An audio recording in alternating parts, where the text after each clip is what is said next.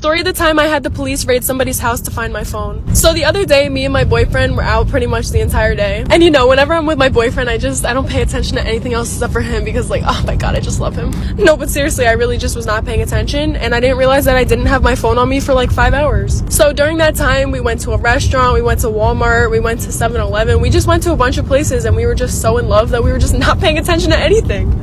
Actually, I should say I wasn't paying attention to anything because, you know, I was the one that lost my phone.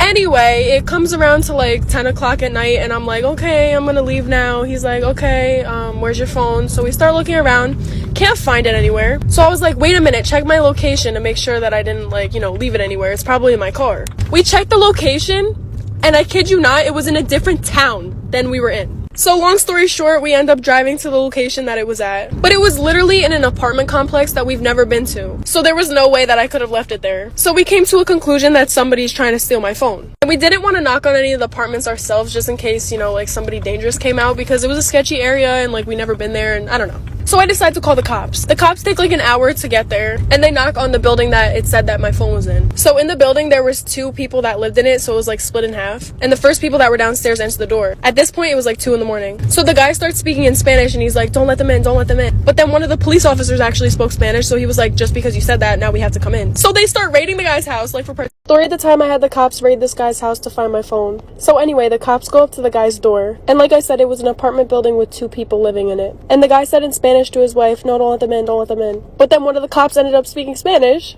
And he was like, all right, well, now that you just said that, we had to come in. So the cops go in, raid the entire house. I start playing the Find My iPhone sound. Like, you know when you lose your phone and you log in to Find My iPhone and then it starts going ding, ding. All of a sudden, we hear the sound. And all you see is just one of the guys standing there in the corner with his hand on his head being like, oh my god. So the cop comes out, ends up giving me my phone. So I said to the cop, what did they say? And the cop was like, it was the owner of a restaurant and he said that you left your phone in there. And he said he took it home with him so nobody would steal it. Questionable, but that's so embarrassing. I'm never going back to that restaurant.